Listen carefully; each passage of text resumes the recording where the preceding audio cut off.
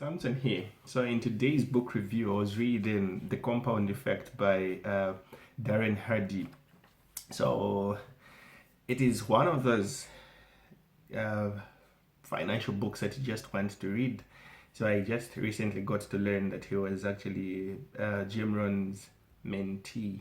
Yeah, and he's quite spoken of. I think he's talked to has associated himself with a lot of good motivational speakers and businessmen. So yeah, right into the introduction, in the compound effect, he says we've lost so much sight in the fact that we want to get success easily and just wanting to do the simple stuff. And the fact that we've heard that achieving anything that we want can easily be done, but that can only be done if you know how. And then there are no fundamentals which are new. The truth is something that is odd. That is what he says when he was quoting Jim Rohn in the introduction. So earning success is something that is hard. It can be tedious, it can be laborious, and it can even be a boring process at the end of it all. So you know all you know in order to be successful, right? Because the fact is, if all we needed was information in order for us to be successful, then anyone would just surf through the internet and then would live blissful lives at the end of the day. But then there is something greater than information that we need, and that is to take action in the introduction. And then in chapter one, the book is divided into like six chapters. So in chapter one, we're talking about the compound effect, where the compound effect is defined as the minor things that we do, the small things which we do, which compound up to produce greater and lasting results that we desire. So you only win because you create or you make up habits which are going to sustain you wherever you want to go. So your small choices plus your consistency in what you are doing plus your time is something that is equals your radical differences that you're going to make. So there is a power that the ripple effect has when you actually engage into habits which are going to help you to get to where you are going. So that is where the compound effect lies. So real and lasting success is something that is going to take you work, hard work, and lots of it. In chapter 2, Darren is talking about choices.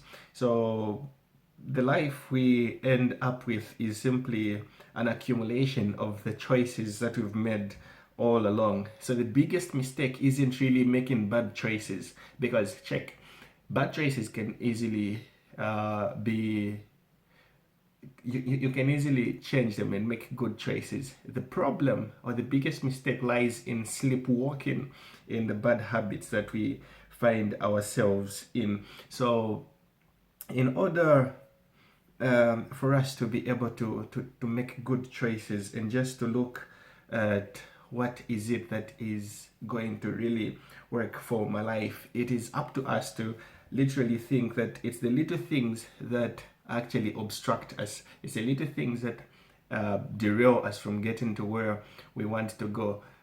He gives an example in this section which is very, I don't know, kind of funny, but he says elephants don't bite, mosquitoes do. So when you keep paying attention to the little things that do not literally drive you towards where you want to go, then definitely you will be derailed. And then other things that are mentioned in this section, we're talking about responsibility, you owning up 100% of it.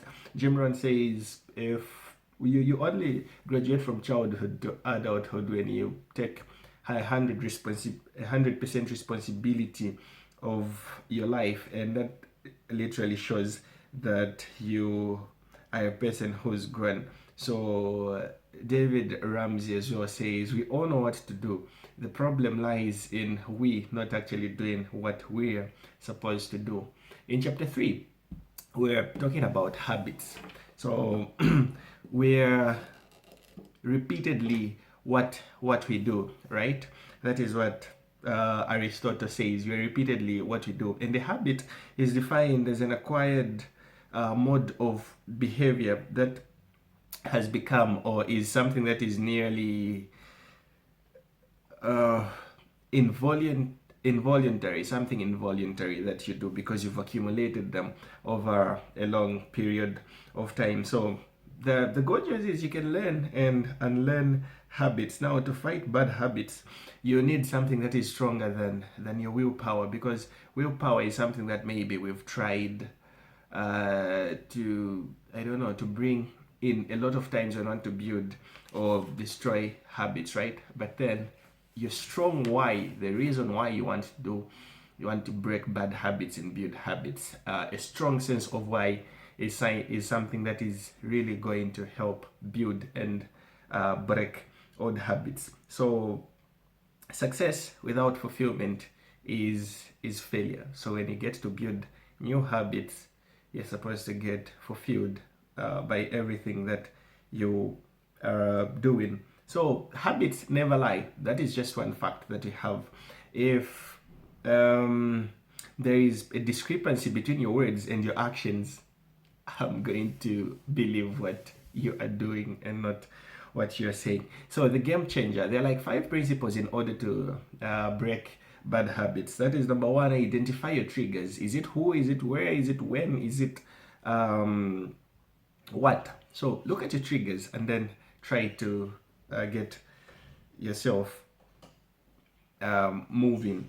And then clean your house. That is the second principle. Anything that is triggering you to have a bad habit, clean it out, and then you can swap it. So there is garbage in, garbage out. So the more you put in the new stuff, the cool stuff, the more you take out the bad stuff, and then you can go easy on it. So you just ease it up.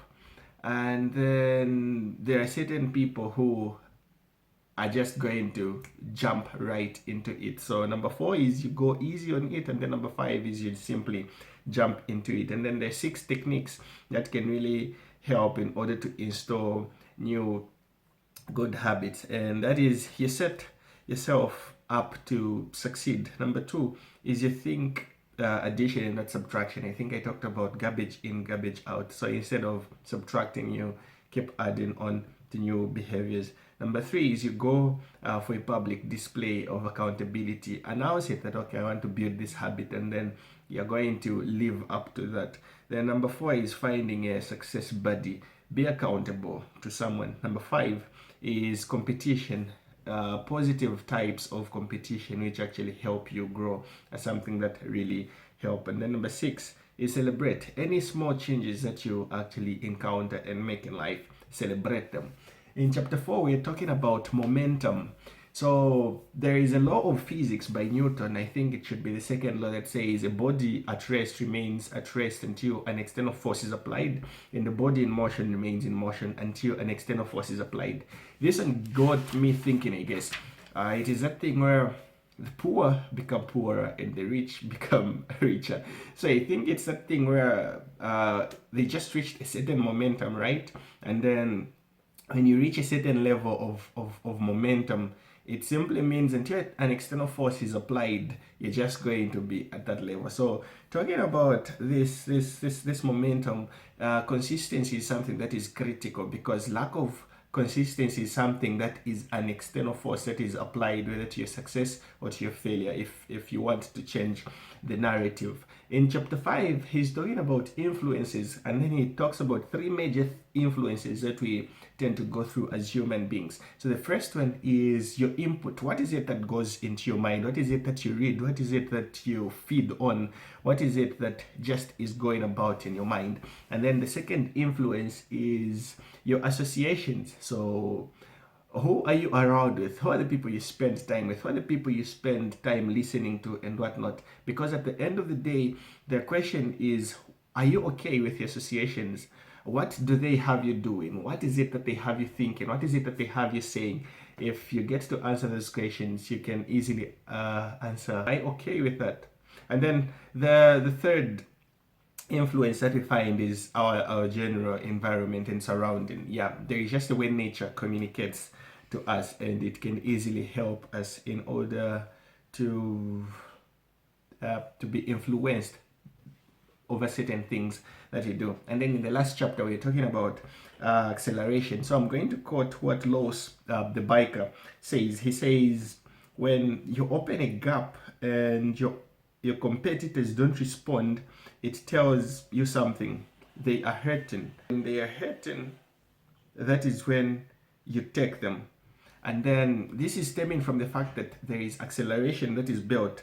So do a little bit more than you're expected to do in anything that you do, and then also do the unexpected. So hitting the wall is something that is not an obstacle to you, but it is something that is an opportunity. So in acceleration, you're going to find yourself in obstacles. You're going to find yourself with competition and all that. But what is it that is going to help you keeping on doing the unexpected, going a mile further than doing what was expected of you? So I love a statement that Darren makes in the book that says it takes very little extra to become extraordinary. Just takes very little extra to become extraordinary. And then the conclusion, lastly, where talking about motivation without is a delusion, or it is something self-delusion. And then our societies are actually full of knowledgeable failures. The reason is simple, because they do not take action on the ideas that they have. So act, review, and improve. Ideas uninvested are ideas wasted. So this was The Compound Effect by Darren Hardy. Till we meet in the next segment, I am checking out.